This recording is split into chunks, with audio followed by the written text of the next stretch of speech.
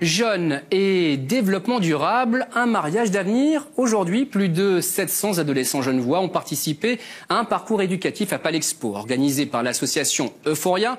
Ce circuit avait pour but d'encourager les jeunes à mettre en pratique le développement durable, mais aussi à les inciter à s'engager concrètement en ce sens. Alors, pari réussi.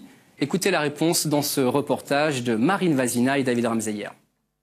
Migration, santé, environnement, solidarité internationale, ce sont quelques-uns des thèmes abordés aujourd'hui avec ces jeunes de 16 à 19 ans du post-obligatoire lors de cette journée organisée sous le sceau du développement durable. Clara et David font partie du groupe Rouge. Ils ont choisi le thème de la santé comme fil conducteur de cette expérience. À l'un des ateliers, un témoin leur parle de son engagement dans une association sur le suicide des jeunes. Qui aille parler aux jeunes, qui aille dans les associations. Clara et David poursuivent leur pérégrination. Prochain poste, du sport, pour récupérer des pancartes et reconstruire une histoire. À la fin du parcours, plusieurs ONG attendent les jeunes pour leur montrer comment s'engager. Les ados participent avec plaisir, oui, mais cette journée va-t-elle les pousser à s'investir concrètement par la suite ? Par exemple, dans ma famille, il y a plusieurs personnes qui s'engagent. Et je les ai déjà un peu suivis, mais avec ce qui s'est passé aujourd'hui, avec la prévention qu'on a eue, je pense que oui, je vais m'engager encore plus. J'aimerais bien m'engager dans une association qui me plaît particulièrement, comme le LGBT. C'est quelque chose qui me concerne beaucoup, je pense. Et voilà, je trouve ça cool. Et il y a plein d'autres associations que je vais aller voir. Et voilà.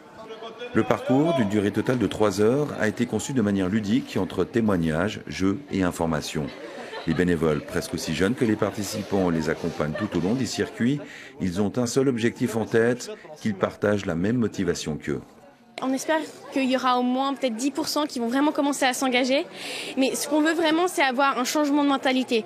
C'est-à-dire vraiment penser que l'engagement, pas penser, je vais direct commencer, mais penser que si il y a une fois l'opportunité qu'ils ont le temps, pour le faire, ils ne vont pas hésiter à le faire parce qu'ils se rendront compte que ça a un sens. Ce type d'expérience avait déjà rencontré un vif succès l'année dernière à Bâle. 3 mois après la journée, 90% des participants avaient affirmé vouloir s'engager activement dans un projet. Reste maintenant à savoir si les Genevois se sentiront tout aussi concernés. Journée nationale de colère.